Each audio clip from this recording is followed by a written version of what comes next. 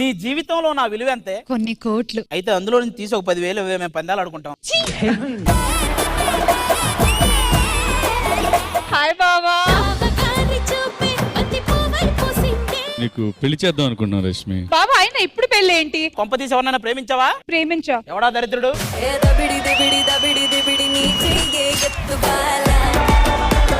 నేనే వచ్చి ఎంతసేపు అయింది? నీ గర్ల్ ఫ్రెండ్ తో మాట్లాడవా? అనే నా ప్రాణం తను లేకుండా నేను బ్రతకలేను. మరి నేను ఎవరితో బతకాలి? ఏ అది నా పిల్లం.